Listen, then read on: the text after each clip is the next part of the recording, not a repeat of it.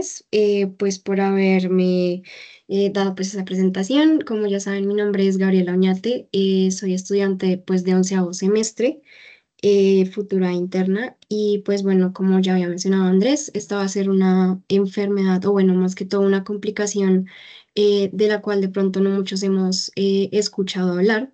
Sin embargo, es muy importante conocerla ya que va a tener algunas complicaciones o digamos, pues a largo plazo en el desarrollo neurológico, pues de nuestros niños. Entonces, pues con eso ya comenzaríamos nuestra presentación. Entonces, con respecto pues a esta charla, vamos a tocar algunos temas acerca de epidemiología, fisiopatogenia, vamos a hablar acerca de cuáles son algunos de los factores de riesgo, vamos a hablar de la clínica, cómo vamos a realizar el diagnóstico, el tratamiento y algunas conclusiones. Listo. Entonces, esta fue la bibliografía de la cual pues me basé para realizar esta presentación. Y pues antes de empezar a hablar acerca de la encefalopatía hipóxico neonatal, me gustaría hacer una abrebocas acerca de qué es la asfixia perinatal. Esto es importante ya que la asfixia perinatal va a tener una de sus complicaciones que va a ser la encefalopatía hipóxico neonatal. Entonces, lo que sucede es que durante el momento del parto, cuando se presenta una interrupción del flujo sanguíneo placentario, ya sea por algún antecedente materno o algún evento, pues en el momento del parto, se puede generar una asfixia al nacer. Y esto va a depender de dos elementos críticos. Va a depender de la duración de esa asfixia que se presenta en el nacimiento y de la severidad de la interrupción de ese flujo sanguíneo placentario.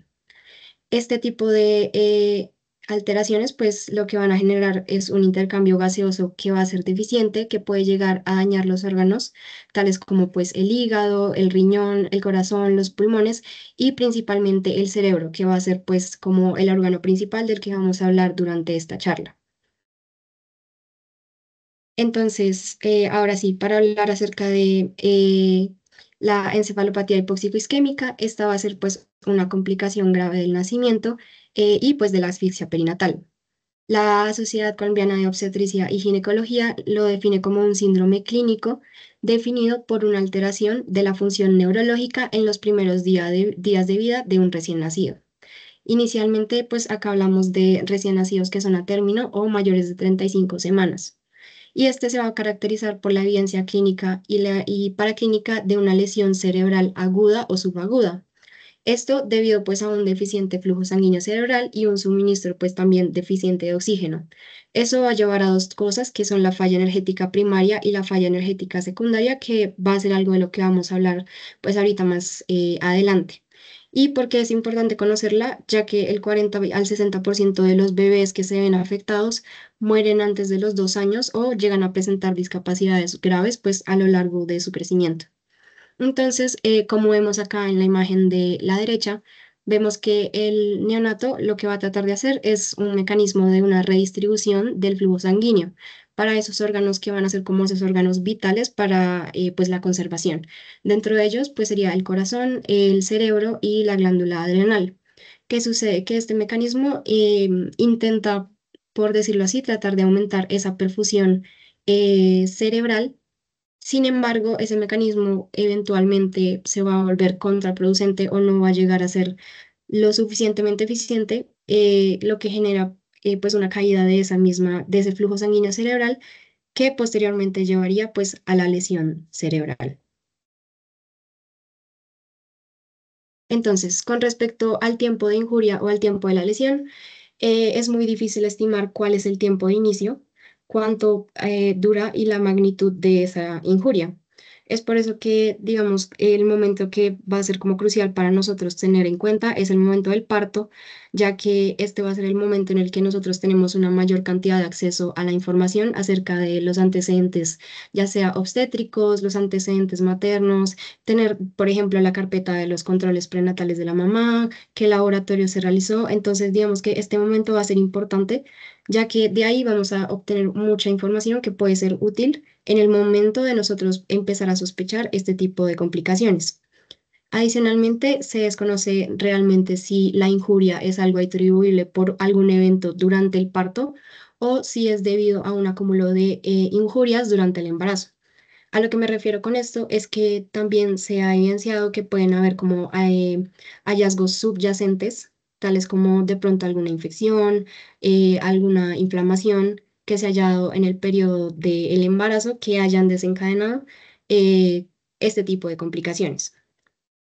Entonces, para hablar un poquito acerca de la epidemiología, importante pues que el 15 al 35% de los casos de encefalopatía neonatal que están asociados pues, a la asfixia perinatal, se logra encontrar cuál fue el evento precipitante pues, de esta complicación. Sin embargo, en el 50% no se logra identificar. Pero esto no significa que no vayamos a buscar o tratar de buscar cuál fue la causa subyacente de esa complicación. Y también que dentro del 15 al 20% de los recién nacidos mueren en el periodo neonatal.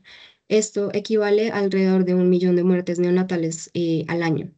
Y a los 2 años, hasta el 60% de los pacientes que la padecieron pueden llegar a tener discapacidades graves, tales como la epilepsia, discapacidades intelectuales o parálisis cerebral. Es por eso que va a ser muy importante detectar estos casos para tratar de mejorar ese pronóstico o la sobrevida de estos pacientes y también que la incidencia se ha mantenido estable, incluso con los avances en obstetricia para su prevención. Con los avances para obstetricia me refiero más que todo a temas como la monitorización fetal, que si bien van a ser una herramienta muy importante, aún no han logrado prevenir del todo el desarrollo de este tipo de complicaciones. Sin embargo, eso no significa que no tengamos que seguir usándolas. Sí se debe pues tomar estas herramientas y hacer su mejor uso posible. Listo. Ahora, para hablar acerca de la fisiopatogenia, conocer que pues va a ser un trastorno en el cual las manifestaciones clínicas nos van a indicar una disfunción cerebral y pues tener en cuenta que no siempre se logra identificar la causa. Sin embargo, van a haber algunas como signos o algunas manifestaciones que nos podrían ayudar a aprender como esas alarmas de que algo no está bien con el bebé. Entonces, dentro de ellas encontramos la anormalidad pues, en la frecuencia cardíaca fetal, que al obtener una muestra de sangre del cordón umbilical, tomemos unos gases arteriales y pues se obtenga un pH disminuido, que esté menor a 7 o que haya un déficit de base. Algunos lo refieren como un déficit de más del 12 milimoles, otros de 16 milimoles. Que haya una puntuación pues baja del Apgar al momento de hacer la adaptación neonatal y que el paciente o el neonato pues requiera de un soporte ventilatorio en los primeros minutos de vida. Entonces, acá pues va a ser clave que esto es un evento que resulta pues de un flujo sanguíneo cerebral disminuido y un poco aporte de oxígeno pues al cerebro. Entonces van a haber varios mecanismos que van a ser como importantes que pueden ser mecanismos maternos, mecanismos placentarios y los mecanismos fetales. Con los mecanismos maternos nos referimos a cosas tales como una oxigenación deficiente, por ejemplo, que la madre esté presentando un embolismo pulmonar o que tenga una neumonía o que haya una inadecuada perfusión de la placenta.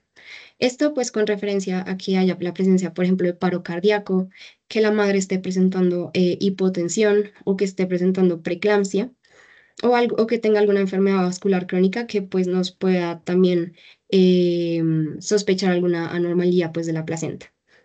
Y con respecto a los mecanismos placentarios que pues también se ven muy asociados con esa inadecuada perfusión, tales como el abrupcio de placenta, el prolapso de cordón o la ruptura uterina.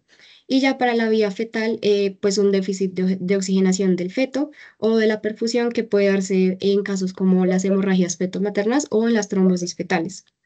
Entonces, estos eventos se podrían resumir, digamos, como en dos fases, que van a ser una falla energética primaria y una falla energética secundaria. Entonces, acá podemos ver como un esquema de más o menos lo que sucede en la falla energética primaria. Entonces, la falla energética primaria consiste en que, bueno, primero se desarrolla ese evento hipóxico isquémico. Eso va a llevar a una disminución pues del flujo sanguíneo cerebral, que por ende pues va a disminuir la perfusión, va a disminuir la cantidad de glucosa y por ende debido a que hay pues ausencia de todos estos materiales energéticos, va a disminuir el metabolito del ATP, debido a que vamos a pasar de un metabolismo aeróbico a un metabolismo anaeróbico. Esto, pues como todos conocemos que hemos pasado pues por las básicas, sabemos que cuando hay un metabolismo anaeróbico vamos a empezar a ver alteración en las estructuras celulares. Entonces, ¿qué va a suceder? Que las bombas de sodio-potasio que funcionan mediante el ATP van a presentar fallas y va a empezar a aumentar la producción del lactato intracelular, pues con el fin de utilizar como esa energía anaeróbica. Entonces, con las bombas de sodio-potasio, pues eso lo que va a hacer es que va a producir una despolarización masiva debido a que va a empezar a entrar mucho sodio a la célula y va a haber una liberación de mucho glutamato. Esta liberación de glutamato lo que va a generar es que el glutamato va a empezar a unirse a sus receptores de NMDA y a los canales AMPA. Esto aumenta, por ende, pues o sea, aumenta como el calcio a nivel de la célula, que lo que va a producir es daño pues mitocondrial, va a generar la activación de óxido nítrico, la activación de muchos factores proinflamatorios como las caspasas y va a alterar la producción de la síntesis de proteínas. Todo esto, junto con la producción excesiva de lactato, va a generar el aumento de radicales libres que van a generar pues una lesión microvascular que junto con el óxido nítrico van a generar el edema cerebral, que posteriormente eso, pues todos estos mecanismos generarán una isquemia y pues a la apoptosis o la muerte celular. Esto durante la falla energética primaria. Después de la falla energética primaria, vamos a tener presente que dependiendo de qué tan grande fue el efecto o la lesión que se produjo en la falla energética primaria, eso va a tener consecuencias en la falla secundaria. Sin embargo, va a haber un periodo entre la primaria y la secundaria que se llama el periodo de latencia. Este periodo de latencia es como un momento en el que se empieza a restablecer el flujo y tenemos un metabolismo cerebral normal. Sin embargo, la duración de este periodo va a depender mucho de la magnitud de la falla primaria. Entonces, si hubo demasiada magnitud o fue muy agresivo en el principio, ese periodo de latencia va a ser mucho más corto. Sin embargo, es importante conocer este periodo de latencia porque este va a ser el momento óptimo en el que nosotros vamos a poder realizar una intervención terapéutica. Y bueno, ahora para hablar acerca de la falla energética pues secundaria, que sucede después del periodo de latencia, en donde se va a dar una redistribución o restauración como de ese flujo cerebral. Ahí vemos que pues debido a eso va a haber una reperfusión y una reoxigenación del tejido cerebral. Esto, por consecuencia, va a generar un estrés oxidativo, una excitotoxicidad y una inflamación, que van a llevar como a un exceso, pues, o una exacerbación como tal, pues, de esa muerte celular. Es importante conocer que durante la transición de la vida fetal a la neonatal, van a haber una baja concentración de antioxidantes y un alto consumo de oxígeno. Entonces, ¿qué es lo que pasa? Que cuando el bebé se encuentra en un estado de hipoxia y de isquemia, el bebé va a tener una dificultad para poder eliminar esos radicales libres y eso se da debido a que el hierro que está unido a las proteínas se va a liberar y va a aumentar la formación de radicales libres. Entonces, en realidad, todo se vuelve como una sopa inflamatoria, el bebé no es capaz de eliminar esos radicales libres y pues se perpetúa aún más el daño del tejido neuronal. También es importante tener en cuenta que el glutamato es un neurotransmisor que es usado en muchas vías neuronales como la audición, la visión, la función somatosensorial, el aprendizaje y la memoria, que pues sería lo que explica ese efecto disruptivo que va a generar la encefalopatía sobre el desarrollo pues posterior de estos niños. Y bueno, ahora para hablar un poco acerca de los factores de riesgo, vamos a tener que hay diferentes como momentos en que podríamos poner esos factores de riesgo. Primero, en los eventos en el anteparto. Entonces, en el anteparto es usualmente donde se encuentran la mayoría como de los casos que tienen algún antecedente pues en el periodo como prenatal, dentro de ellos antecedentes maternos tales como historia de convulsiones o que tengan trastornos neurológicos, que hayan tenido tratamientos de infertilidad o que hayan tenido una enfermedad tiroidea que no haya sido bien controlada. Con respecto a la placenta, todo lo que sea preeclampsia severa o alguna normalidad pues, de la placenta, como habíamos mencionado antes. Y en los fetos, la restricción de crecimiento intrauterino. Este fue algo curioso que se ha ido investigando y es que se han realizado estudios de casos y controles en el cual se ha evidenciado que los recién nacidos que han tenido un diagnóstico de encefalopatía hipóxico neonatal han tenido una asociación también de estar debajo del percentil 10. Sin embargo, pues, o sea, digamos que ha sido como algo que se ha visto, pero no explica como tal la etiología del por qué se desarrolla la encefalopatía. Con respecto pues a la genética, saber que puede haber una predisposición fetal a la lesión y que se ha visto que mediante estudios en pacientes que han tenido el diagnóstico pero que no han tenido factores de riesgo, se han visto algunas variantes patogénicas que son las que podemos ver ahí en la diapositiva. Sin embargo, pues no se va a recomendar hacer como tal un estudio genético, ya que pues teniendo en cuenta el tiempo que uno tiene para hacer el diagnóstico y el tratamiento, pues o sea, sería como muy contraproducente esperar a que saliera un estudio genético. Entonces, digamos que en el momento agudo realmente no es muy beneficioso. Y con los factores de riesgo placentarios, lo que ya habíamos mencionado de las anormalidades de la placenta, y para también una malperfusión vascular fetal, que haya una trombosis o una inflamación, que puede ser, digamos, una funicitis, que es la inflamación pues, del cordón umbilical, que se ha visto que hay una gran asociación de estos con la encefalopatía congénita. Y también hay unos factores de riesgo ya a nivel como en el momento agudo pues, del parto, tales como pues una presentación occipito posterior, que el bebé tenga una distosia de hombros, que haya sido una cesárea de emergencia, un parto instrumentado, un evento agudo pues en el intraparto relacionado con todas las anormalidades de la placenta. Esto pues teniendo en cuenta que son como los factores de riesgo que también se tienen para un desarrollo pues de una asfixia perinatal y por ende pues a estas complicaciones que se pueden presentar. También los eventos inflamatorios se han visto pues una mayor asociación, tales como la presencia de fiebre materna, que haya una coriomnonitis o una ruptura prolongada de membranas. Esto pues sabiendo que va a tener pues mucha asociación con esa fisiopatogenia de todos esos marcadores proinflamatorios, esa sopa inflamatoria que se va a producir. Bueno, ahora para hablar acerca del diagnóstico. Saber que se debe hacer una valoración y una historia clínica completa, buscando cuáles fueron los factores potenciales para haber desencadenado la encefalopatía. Entonces acá es cuando nosotros tenemos que ver cuáles son los antecedentes maternos, preguntar pues antecedentes obstétricos, cuáles son los factores en el intraparto, si de pronto se realizaron monitorías fetales y si hay alguna alteración placentaria. Importante que, si bien debe ser una historia clínica completa, se debe realizar una rápida valoración para poder determinar la elegibilidad pues, del tratamiento con hipotermia terapéutica. Yo sé que suena extraño lo de la hipotermia terapéutica, pero ya más adelante les voy a explicar por qué va a ser importante, digamos, hacer como una valoración rápida, ya que el tratamiento pues, va a usualmente se inicia a las 6 horas del nacimiento.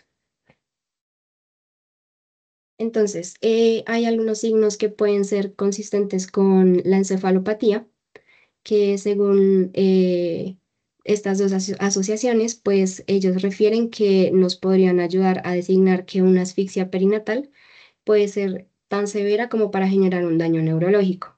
¿Qué van a hacer? Pues la presencia de estos factores, que van a ser los gases arteriales de una arteria umbilical, en donde se evidencia una acidosis metabólica o una acidosis mixta, es decir, con un pH pues menor de 7 o que tenga un déficit de base más de 16 milimoles, que tenga un puntaje de Apgar bajo, que sea persistente, es decir, menos de 5 puntos al quinto minuto de vida, que también se evidencian pues secuelas neurológicas en el examen neurológico, tales como la presencia de convulsiones, el coma o la hipotonía, y que haya la presencia de múltiples órganos pues involucrados. Dentro de ellos, pues algunos que podemos estudiar por medio de los paraclínicos, tales como los riñones, el hígado, el intestino y pues los pulmones. Entonces, para realizar el examen neurológico van a haber dos fases. una fase que es la fase de observación y una fase de manipulación activa. En la fase de observación es cuando nosotros vamos a evaluar esa actividad espontánea que tiene el neonato. Entonces ahí miramos la postura, evaluamos la frecuencia cardíaca, evaluamos la respiración. Siempre recordar hacer el Apgar a los 5, pues al inicio, en un momento del nacimiento, a los 5 y a los 10 minutos, en donde pues acá podemos ver cuáles son las cosas que evaluamos con el Apgar, la frecuencia cardíaca, el esfuerzo, el tono muscular, la irritabilidad refleja y el color. Y según eso, pues vamos mirando en qué nos clasifica pues la puntuación.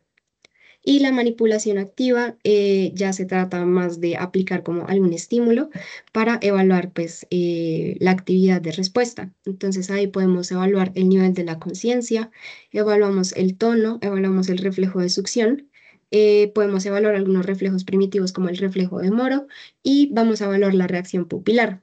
Que la reacción pupilar, si bien los neonatos cuando están, digamos, como en la sala pues del parto, generalmente reciben muchos estímulos como de luz y entonces ellos tienden a cerrar los ojos. Entonces lo que uno puede hacer es tratar de colocar como las manos sobre como la cabecita del bebé para tratar de limitar como la luz que están recibiendo sus ojos y así pues hacer esa parte de la reacción pupilar para que ellos abran los ojitos y podamos verla.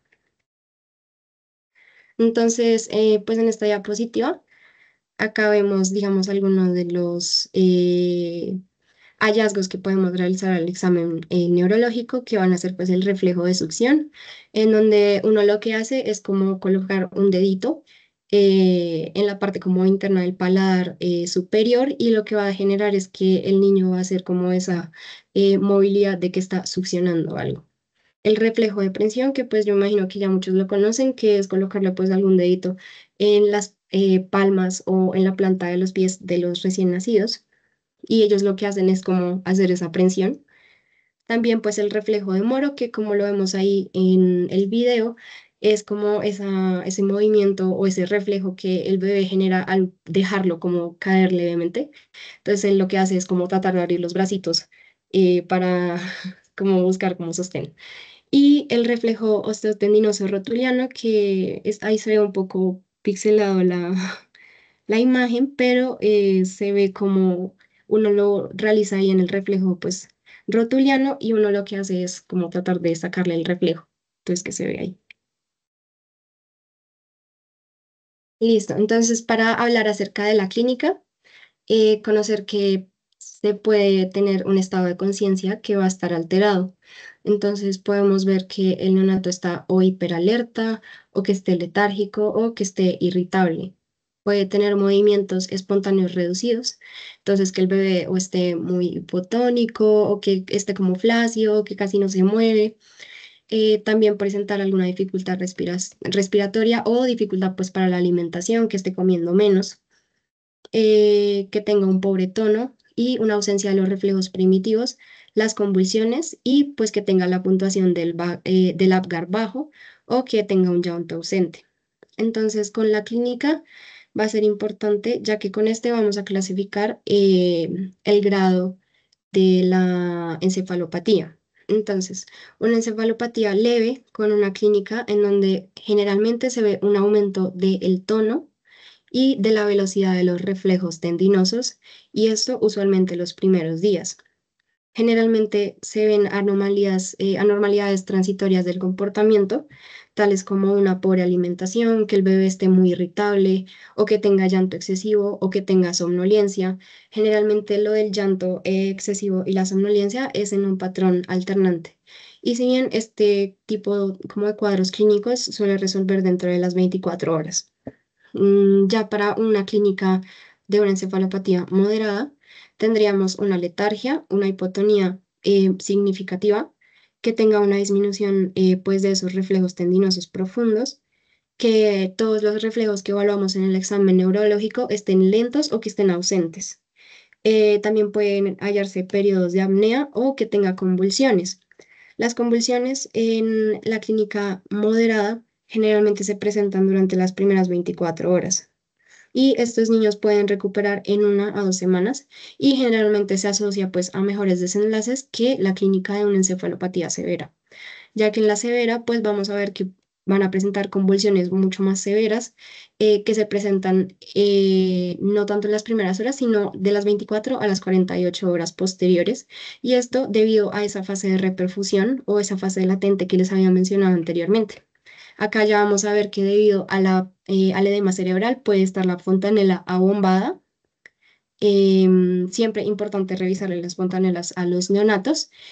También pues el coma o que tengan estupor, que tengan una respiración irregular o que requieran pues de un soporte ventilatorio. También hipotonía generalizada, que los reflejos estén suprimidos y a la valoración ocular que tengan nistagmus o que tengan las pupilas dilatadas o una pobre reacción a la luz. También pues en los signos vitales, debido a esa fase de reperfusión, puede haber irregularidades en la frecuencia cardíaca y en la presión arterial. Entonces van a haber unos criterios que son muy importantes para la clasificación y yo creo que es algo de lo que más tienen que llevarse de esta charla, que son los criterios de clasificación de Sarnat. Estos nos ayudan a clasificar el grado de la encefalopatía de leve, moderado o severo. Entonces, ahí podemos ver pues en la tabla que lo que hacen es evaluar el nivel de la conciencia, la actividad espontánea, cómo es la postura, que acá abajo también les dejé esta clasificación de cómo se debe pues, evaluar la postura con el Ballard. También evalúan pues, el tono, si está muy hipotónico o si tiene flacidez. También los reflejos primitivos, que son los que vemos al examen neurológico, en donde evaluamos principalmente pues, el reflejo de succión y el reflejo de Moro. Y también, pues en la parte ya del sistema autonómico, todo lo que tiene que ver con las pupilas, entonces si tiene reactividad a la luz, todo lo que habíamos mencionado, y pues la frecuencia cardíaca, también ver si hay variabilidad en ella.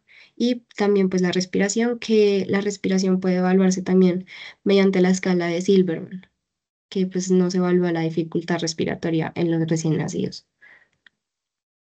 Listo, entonces, ¿cuáles son algunos paraclínicos que vamos a necesitar durante la valoración? En realidad son muchos los paraclínicos y siento que es algo que también uno mira y dice, pero hay que pedir todo eso y uno, o sea, la mayoría hay que pedirlo, sin embargo, pues también vas a tener en cuenta según lo que sospechemos. Entonces, importante sí siempre tener nuestra muestra de sangre del cordón umbilical, porque con esta vamos a determinar el pH arterial y el déficit de bases. Con esto vamos a definir uno de los criterios necesarios para un diagnóstico de la encefalopatía hipóxica.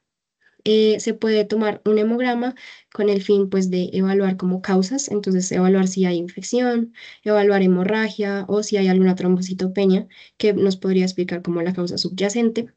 También se puede tomar calcio sérico, el magnesio, la glucosa y los electrolitos, esto con el fin de orientar el tratamiento, ya que estos pues va a ser muy importante hacer una corrección adecuada de ellos en caso de que se encuentren alterados.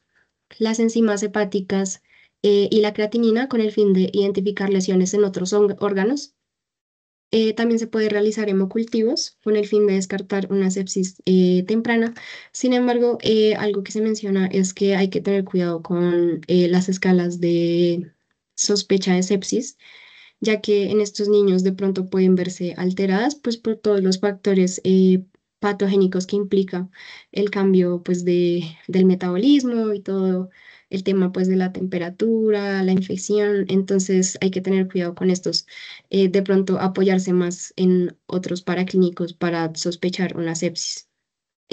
También se puede tomar pruebas de tiempos de coagulación y de dímero D, esto pues ante la sospecha pues de sangrado o de supuración y también para descartar una coagulación intravascular diseminada.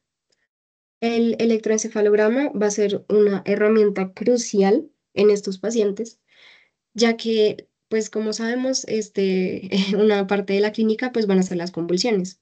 Entonces, el electroencefalograma nos va a ayudar a evaluar esa actividad eléctrica que también va a afectar, digamos, el tratamiento y nos ayuda a ver cuál es el pronóstico que tiene nuestro paciente. También se puede tomar una resonancia magnética cerebral, que usualmente se puede realizar a los 4 o 7 días de vida. Esto pues debido a que como en la fase aguda de la complicación, pues no es frecuente que se evidencien muchos hallazgos, pues debido a que es muy agudo el tiempo de evolución. Sin embargo, nos podrían ayudar a determinar la patogenia y es muy útil al momento de hacer el seguimiento de estos pacientes, porque nos ayudan a evaluar el pronóstico de la encefalopatía. Sin embargo, pues tener en cuenta que estamos exponiendo también a mucha radiación a nuestros neonatos con este tipo pues, de pruebas diagnósticas. También se puede realizar una punción lumbar ante, ante una sospecha de una infección del sistema nervioso central, en donde junto con la sospecha de una sepsis temprana podríamos considerar pues el inicio de la antibiótico-terapia hasta descartar alguna infección. Y bueno, acerca de las imágenes diagnósticas que tenemos, como había mencionado, la resonancia magnética cerebral tiene una muy buena sensibilidad para detectar lesiones corticales de la sustancia blanca y gris. También nos detecta infartos arteriales, hemorragia o malformaciones del desarrollo, que van a ser, digamos, algunos de los hallazgos que podrían encontrarse en la encefalopatía. Y lo interesante de la resonancia magnética cerebral es que con ella también se puede establecer como el grado de la encefalopatía. Y pues este va a ser un examen pronóstico para el seguimiento. Realmente el seguimiento lo hacemos con este tipo de imágenes porque es como lo más sensible para ver como esos cambios o esos hallazgos eh, como neuronales y pues cerebrales. La ecografía Doppler cerebral tiene una ventaja y es que esta no es invasiva, tiene una alta sensibilidad del 91% y una especificidad del 81%.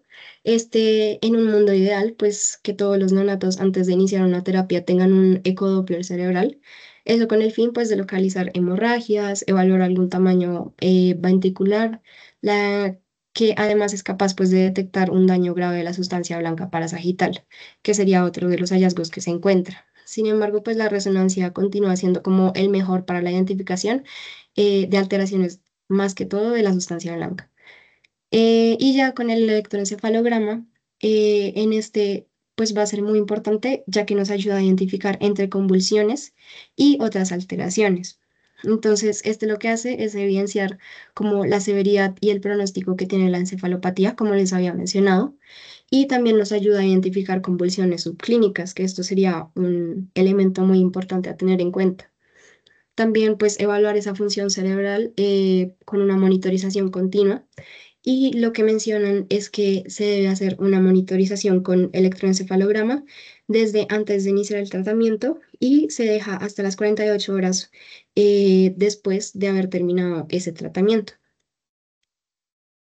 Entonces, ahora hablemos un poco ya acerca de qué es la hipotermia terapéutica. La hipotermia terapéutica va a ser nuestro tratamiento de elección en las primeras 6 horas de vida.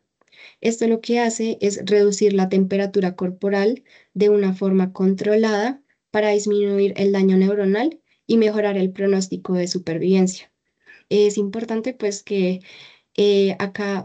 nos aseguremos de que el paciente cumpla con los criterios para una encefalopatía hipóxico isquémica y que para realizar este tipo de tratamientos necesitamos un manejo de soporte con la unidad de cuidados intensivos neonatales, especialmente en los casos moderados a severos. Entonces, el manejo de soporte consiste en que tenemos que primero mantener una adecuada ventilación con el fin de evitar pues la hipoxemia, mantener la perfusión, mantener el estado metabólico adecuado, es decir, pues todo lo que implica las glucometrías, por ejemplo, la glicemia, que es algo esencial y que se ve ligado pues a toda la fisiopatogenia, controlar las convulsiones y controlar el edema cerebral, evitando la sobrecarga hídrica de líquidos. Entonces, acá les puse una foto, acá se ve más o menos lo que les voy a explicar ahorita en qué consiste, pero acá se ve pues el bebecito teniendo su terapia con hipotermia. Entonces, esta se mantiene pues por 72 horas, en el que se da como una temperatura controlada, sostenida, de 33 a 35 grados centígrados. Esta es la única terapia neuroprotectora que está comprobada para el tratamiento de la encefalopatía y existen dos tipos de sistemas, uno de cuerpo entero y otro que es solamente en la cabeza, que es lo que les mencionaba aquí arriba, que es como un casco que se les coloca pues al recién nacido, que también se conoce como cool cap. Y pues idealmente este se realiza en las primeras 6 horas de vida, que es en donde se ha evidenciado pues ese beneficio en el pronóstico y en el desarrollo pues posterior del recién nacido. Este se realiza en los recién nacidos a términos o prematuros que cumplan los criterios estrictos. Con los prematuros hay que tener mucho cuidado ya que solamente se han realizado o solamente hay como evidencia suficiente en prematuros menores de 35 en prematuros de 35 semanas, perdón. No se han visto como tal un beneficio en recién nacidos menores de 35 semanas. Entonces solamente está como disponible para estos niños en esta edad gestacional. Entonces, con la hipotermia terapéutica, pues vamos a tener unos criterios de inclusión y unos criterios de exclusión, que son los que mencionábamos que van a ser como lo que tenemos que tener en nuestra historia clínica para nosotros, como para nosotros justificar la necesidad pues de una hipotermia terapéutica. Entonces van a ser que tenga una edad gestacional mayor a 36 semanas, es decir, que sea a término y que tenga menos de 6 horas de vida. Entonces, ¿cuáles van a ser los criterios clínicos? Los que ya habíamos mencionado anteriormente. El criterio A, que es la acidosis metabólica o mixta, con un pH menor a 7 o que tenga un déficit de base de más de 16 milimoles, que tenga un Apgar menor a 5 puntos a los 5 minutos o que haya requerido de una reanimación continua, tales como que haya requerido ventilación asistida, que haya necesitado requerido de compresiones al nacer o que esto se haya mantenido por al menos 10 minutos. Y pues evidentemente todos los hallazgos al examen físico neurológico del recién nacido. Y lo importante también a tener en cuenta es que la hipotermia terapéutica se va a realizar principalmente en los pacientes que tengan una encefalopatía que haya clasificado como moderada a severa. Entonces, ¿cuáles van a ser los criterios de exclusión? Estos son criterios que realmente se van a ser analizados pues una vez ha sido remitido a un centro especializado pues el neonato y van a ser algunos como que el neonato pues se encuentre moribundo o que tenga alguna evidencia de un compromiso craneal severo al nacer, tales como pues alguna hemorragia intraparenquimatosa severa que tengan un mal pronóstico en donde realmente hacer este tipo de intervenciones no genere como tal un cambio pues, en el pronóstico del recién nacido. También la presencia pues, de anomalías congénitas o genéticas que sean incompatibles con la vida, pues ya que hacer el tratamiento sería como contraproducente. Y en casos de restricción de crecimiento intrauterino severo, en donde tengan un peso al nacer menor a 1.800 gramos, una edad postnatal mayor a 6 horas. Esto es un criterio de exclusión relativo, ya que si bien se han visto algunos casos en los que pues evidentemente una encefalopatía pues eh, posterior a 6 horas pues puede tener alguna alteración a nivel cerebral, pues realmente toca evaluar mucho como el tema de si, o sea, digamos que el pronóstico disminuye mucho con el paso de esa ventana como terapéutica que tenemos nosotros. Entonces, realmente es como una exclusión relativa, ya depende pues de los hallazgos clínicos que nosotros evidenciemos. Y pues también de la clasificación, claramente. Y también pues en los prematuros menores de 36 semanas, por lo que había mencionado anteriormente, ya que no hay como suficiente seguridad o eficacia de que el tratamiento funcione pues en los prematuros. Entonces, antes de realizar la hipotermia terapéutica, tenemos que conocer algo que se conoce como el enfriamiento pasivo. El enfriamiento pasivo va a ser como nuestra herramienta o nuestro protocolo de apoyo, digamos, en momentos en los que no tengamos una unidad especializada, que en nuestro hospital no se encuentre una UCI neonatal con este tipo de tratamientos. Entonces, esto va a ser como lo que nosotros podemos hacer desde el ámbito como de un hospital pues de primero o segundo nivel. ¿Listo? Entonces, importante a tener en cuenta que pues la mayoría de los neonatos no van a nacer en unidades donde no está disponible la hipotermia terapéutica. Entonces, mientras uno hace la remisión a un centro especializado, uno lo que puede hacer es iniciar una intervención de enfriamiento pasivo. Entonces, entre más temprano se inicie este tipo de protocolos, van a haber mejores resultados en el neurodesarrollo y uno lo que hace es como tratar de hacer esa prevención como desde antes de realizar la hipotermia terapéutica mediante este tipo de protocolos. Entonces, este va a consistir en que primero nosotros tenemos que asegurarnos de que el neonato pues cumpla con los criterios, que sea un candidato pues a la hipotermia terapéutica y que hayamos hecho un esquema de reanimación neonatal completo y que hayamos hecho una estabilización de los signos vitales. Entonces, acá lo que vamos a utilizar es que vamos a empezar el protocolo apagando la lámpara de calor radiante o la incubadora, pues dependiendo del lugar en donde se encuentre el neonato y vamos a empezar a hacer un monitoreo de la temperatura. Este se debe hacer, se puede hacer por forma esofágica o por temperatura rectal, que la rectal sería pues introduciendo el sensor a nivel pues, del recto, 5 a 6 centímetros. Y lo que vamos a hacer es que vamos a registrar cada 15 minutos la temperatura. Entonces vamos a ir monitorizando. Esto con el fin de mantener una temperatura de entre 33 a 35 grados centígrados. Entonces, si la temperatura rectal se encuentra menor de 33 grados centígrados, ahí lo que vamos a hacer es que vamos a prender pues la incubadora nuevamente o la lámpara radiante, eso con el fin pues de tratar de evitar el enfriamiento excesivo del neonato.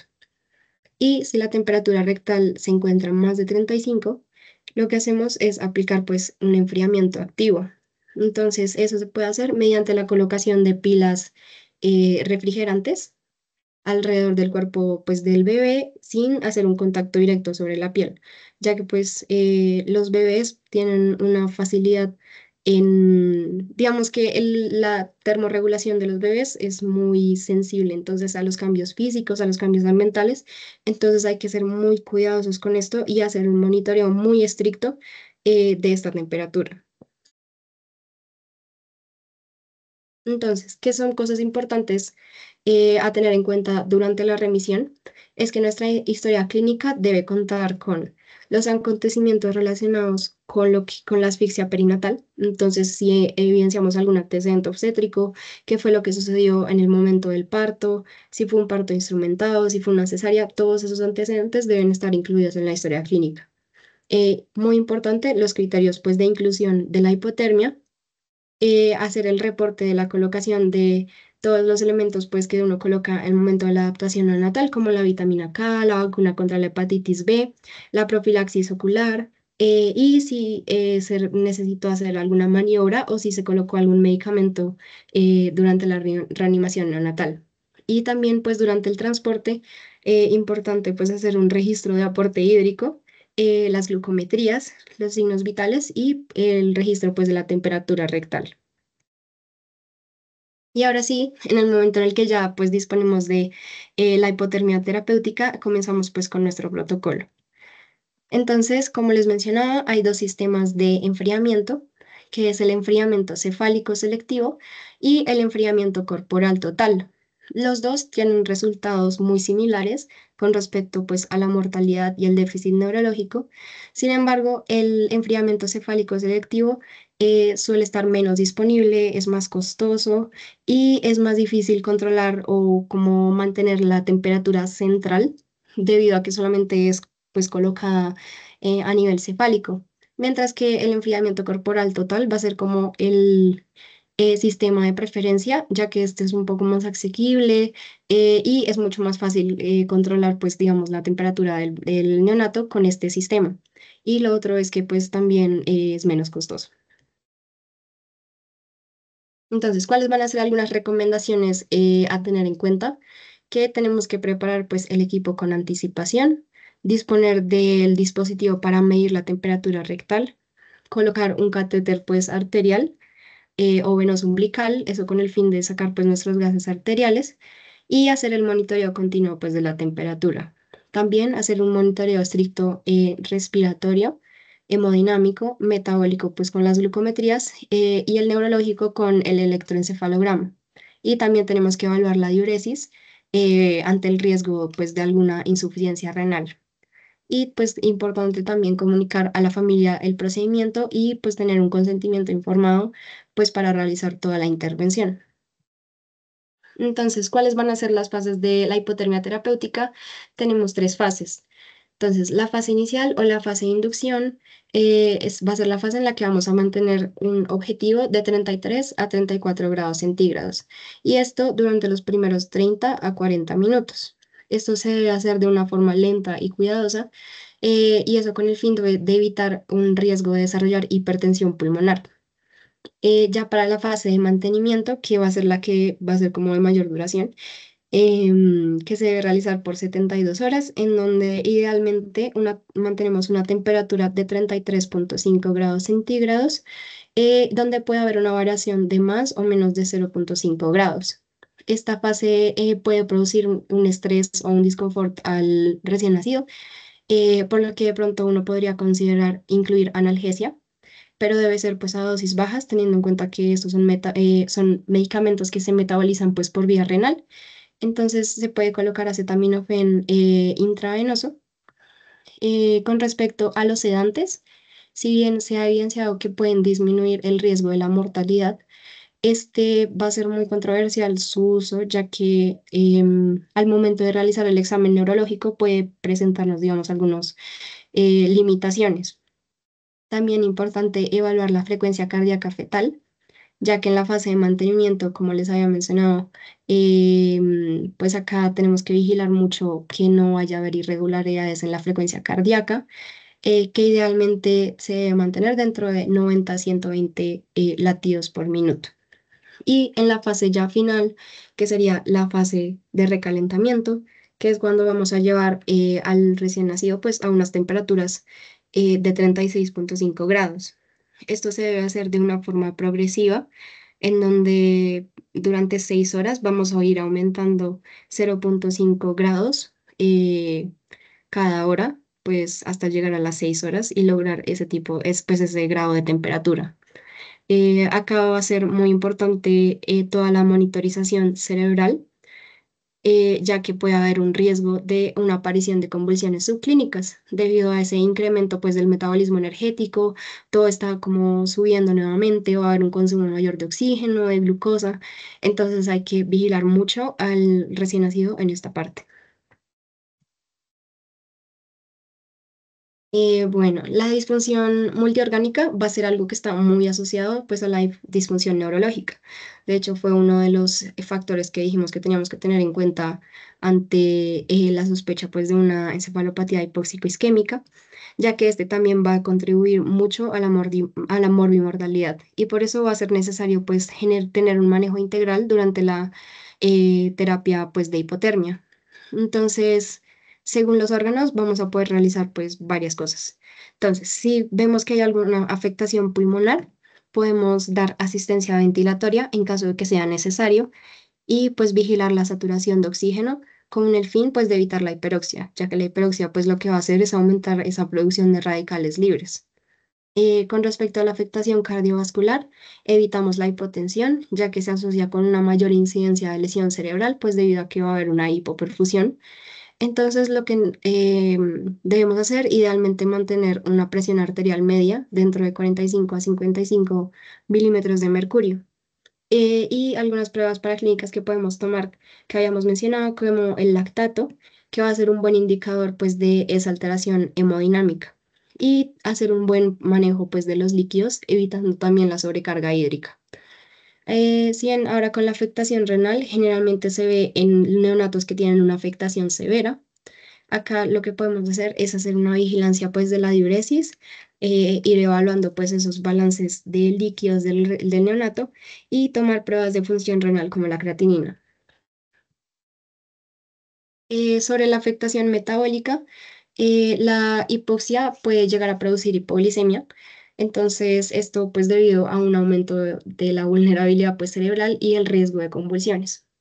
Entonces, se ha visto que niveles de glucosa menores de 47 miligramos por decilitro tiene 3 veces más riesgo de generar alteraciones cognitivas y motoras, por lo que entonces garantizar como una buena glicemia va a ser muy importante en estos pacientes. Eh, con respecto a la afectación gastrointestinal, se ha visto que hay una disminución del flujo sanguíneo gastrointestinal y que, sin embargo, la hipotermia, la terapia, puede generar un efecto protector a la mucosa gástrica. Y según la severidad pues, de la asfixia, puede haber un mayor riesgo de la enterocolitis necrotizante, que fue pues, un tema que vimos anteriormente. Y con estos pacientes, el inicio de la vía oral va a depender mucho de la clínica. Entonces, uno va evaluando según la evolución clínica si iniciarle o no pues, la vía oral al recién nacido.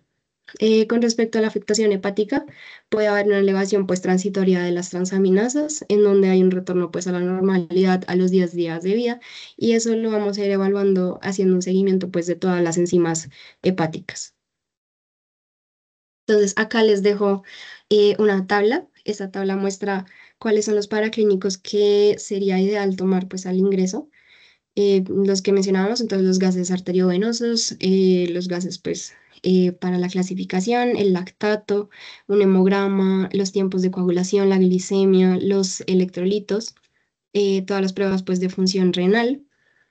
También se pueden tomar troponinas si se desea para ver pues la afectación a nivel cardíaca, los hemocultivos y las enzimas pues hepáticas. Y digamos que dependiendo pues del lapso de las horas, uno evalúa qué laboratorios serían pertinentes pues para el seguimiento. Y ya para hablar acerca de algunos manejos específicos, eh, conocer que los fármacos que vayan a tener una excreción renal generalmente no necesitan un ajuste renal, solamente si se ha diagnosticado una falla renal. Los fármacos que tengan un metabolismo hepático, la hipotermia puede disminuir su metabolismo. Entonces, en estos casos, como acá sí va a ser necesario reducir la dosis de esos medicamentos, entonces tales como el fenobarbital, la morfina, los sedantes, los analgésicos. Entonces, con esto sí tener como mucho cuidado.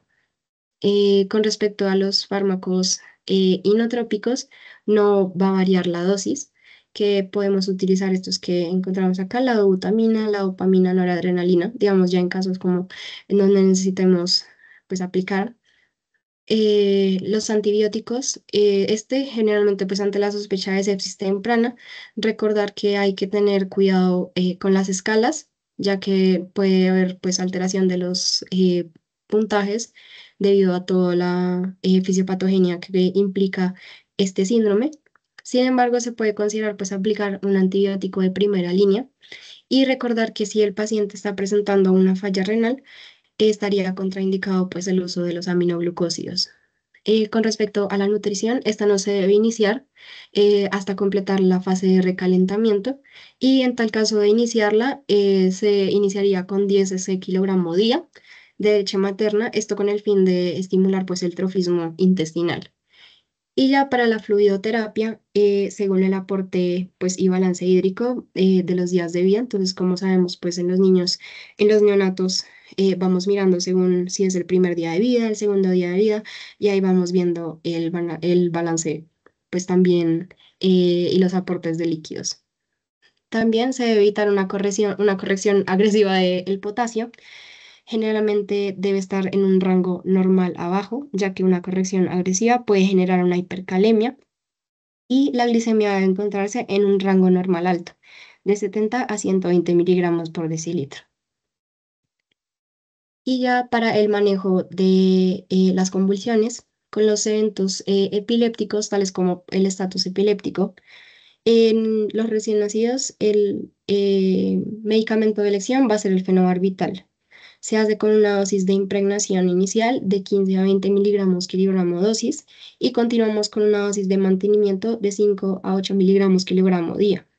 Se puede dar un segundo bolo de este medicamento en caso de que sea necesario. Para la segunda línea, se puede utilizar el levetiracetam, sin embargo, se sigue prefiriendo si se tiene pues el fenobarbital. Y como tercera línea tenemos el midazolam en infusión continua, seguido de lidocaína. Y en caso de que se presenten no tanto un estatus epiléptico, sino crisis ocasionales, y de la misma forma, pues el fenobarbital. De segunda línea tenemos el levetiracetam y como tercera línea el topiramato. Y bueno, ya para hablar acerca de algunas conclusiones, tener en cuenta que Este pues es una complicación muy grave de la asfixia perinatal, que es importante conocerla, tener en cuenta todos los antecedentes y la clínica como un elemento pues fundamental para su diagnóstico, recordar los criterios de clasificación de Sarnat para clasificar el grado de severidad de la encefalopatía, hacer un examen neurológico detallado, siempre evaluar a los recién nacidos, conocer que pues el tiempo de evolución va a influir en su manejo terapéutico. Entonces, conocer que tenemos una ventana de tiempo de 6 horas para poder actuar y no olvidar hacer pues una reanimación neonatal muy completa y un soporte continuo. También los apoyos diagnósticos, que ya los habíamos visto, pues la electroencefalografía para monitoreo continuo y evaluar pues esa función neurológica y la presencia de las convulsiones y cómo podemos ir tratándolas. La intervención del enfriamiento pasivo temprano, que siento que es algo que podría ayudarle a uno mucho, digamos, en momentos en donde no se encuentre disponible la terapia con hipotermia. Conocer los dos sistemas que existen pues de la hipotermia terapéutica y cuál preferimos, que en este caso dijimos el sistema pues corporal total y que se debe realizar un manejo integral para garantizar una mejor sobrevida. No podemos enfocarnos solamente en la terapia con hipotermia, sino en garantizar que el niño se encuentre equilibrado en sus demás aspectos. Y pues ya eso sería todo. Muchas gracias por su atención. Bueno, Gaby, en realidad muchísimas gracias por tremenda charla. O sea, yo creo que es uno de esos temas que pocos se atreven a hablar porque, wow, o sea, es cubrir muchísimo y hablar de una patología que es bastante compleja, que, bueno, aquí muchas personitas te están dando aplausos y en realidad te felicito muy bien. Eh, y hablar de todo esto es precisamente lo que buscamos en hacer conciencia de esta enfermedad y en muchas veces cómo tenemos estos avances tecnológicos, porque sin duda alguna el pronóstico de estos niños ha mejorado, ha cambiado en los últimos años la instauración de SARNAT, los protocolos de hipotermia y cada vez más se hacen más abundantes las instituciones que tienen especialistas, así como hay gente que sabe manejar el ECMO, gente que sabe manejar tantas tecnologías emergentes de mejor pronóstico. La verdad es lo que cambia el pronóstico de estos niños y que ha convertido esta patología en un panorama totalmente distinto. Y en verdad, muchas gracias por hablar de un tema así de importante con bastante minucia. En verdad, muy bien. No sé si Bueno, no, exista, muchas gracias, Pacho. no existe, no sé si existe alguna pregunta, algún comentario de la audiencia.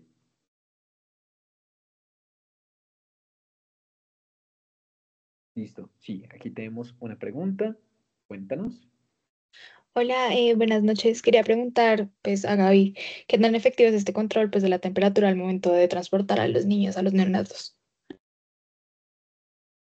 Bueno, digamos que realmente, si bien es verdad que los neonatos tienen un control muy difícil de la temperatura, ya que van a haber muchas cosas que lo afectan, realmente pues hay varios estudios que han referido que alrededor como del 84% pues de estos neonatos que sufren una asfixia han logrado ser transportados dentro de un rango de temperatura pues objetivo, sin la necesidad de tener como fuentes externas de calor que eviten como ese enfriamiento excesivo y solamente como, si no, si recuerdo mal, un 16% pues realmente requiere como de un calor externo para poder prevenir ese enfriamiento excesivo.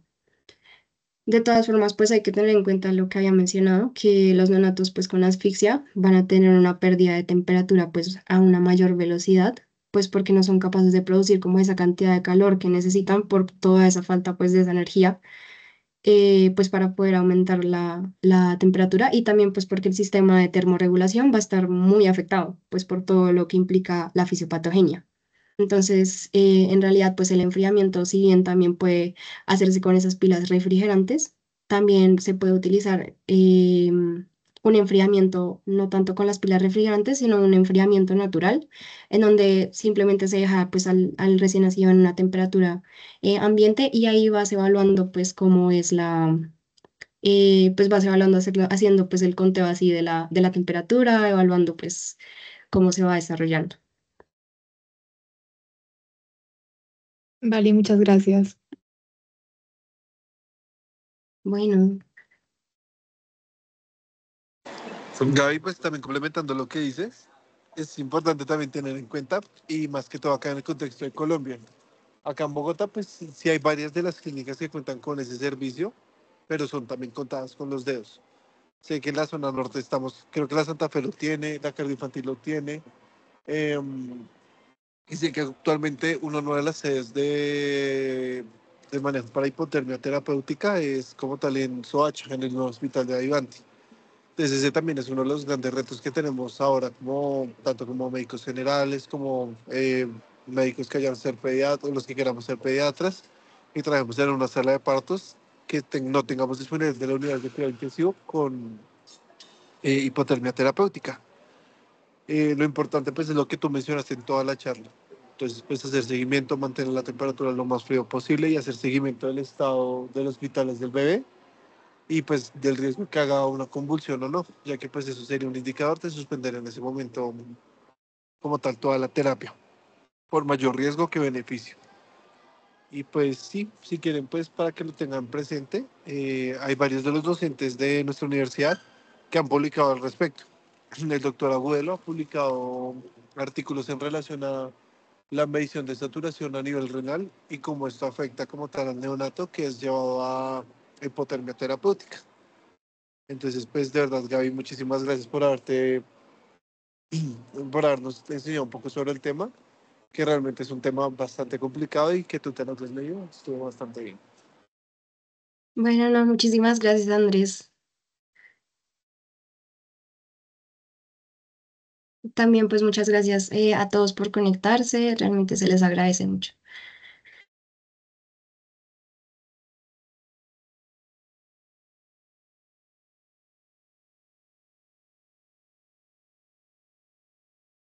Creo que no hay más preguntas, entonces esperamos que pasen una buena noche y los invitamos a llenar la asistencia para tomar como tal de los miembros activos al final del semestre. Feliz noche.